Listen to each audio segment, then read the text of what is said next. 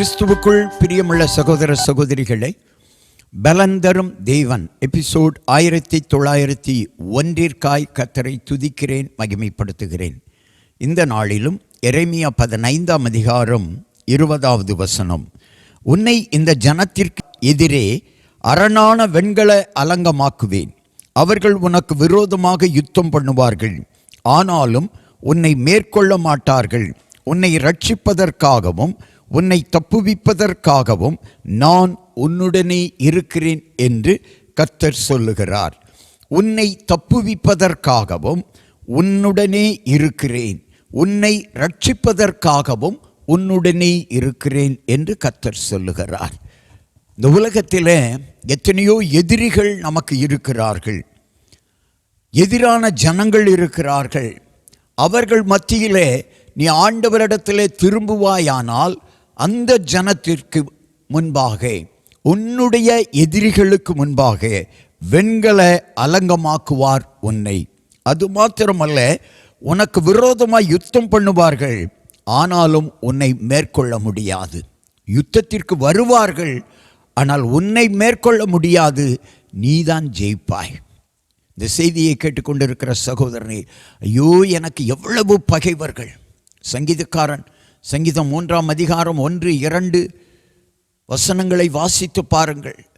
எவ்வளவோ பகைவர்கள், விரோதிகள் அவனுக்கு விரோதமாக எழும்பினார்கள்.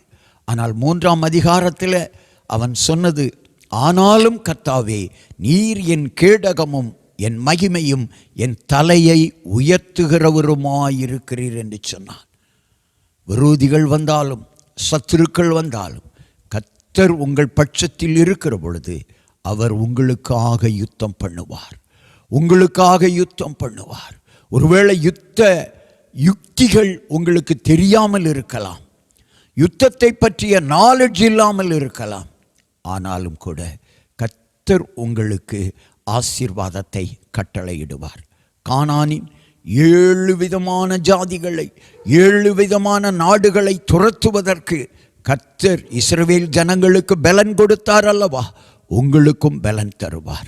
கண்களை மூடி ஜெபிக்கலாம். எங்களை நேசிக்கிற நல்ல தகப்பனே, ஹல்லேலூயா, க்ளோரி. உனக்கு விரோதமாய் யுத்தம் எழும்பினாலும் உன்னை மேற்கொள்ள முடியாது. உன்னை தப்புவிப்பதற்காகவும் உன்னை ரட்சிப்பதற்காகவும் நான் உன்னுடனே இருக்கிறேன் என்று கர்த்தர் சொல்லுகிறார். கர்த்தர் உன்னுடனே இருக்கிற பொழுது நீ தப்புவிக்கப்படுவாய், நீ ரட்சிக்கப்படுவாய், நீ பாதுகாக்கப்படுவாய். தேவனுடைய கரம் உனக்கு பாதுகாப்பாய் இருக்கும். நீதான் ஜெயிப்பாய், நீதான் ஜெயிப்பாய். கர்த்தருடைய மகிமையை காண்பாய். கர்த்தர் உனக்காக யுத்தம் பண்ணுவார். எதிரிகள் உன்னை மேற்கொள்ள முடியாது. நீ வெற்றி பெறுவாய். இயேசுவின் நாமத்தில் ஜெபிக்கிறேன் பிதாவே, ஆமென்.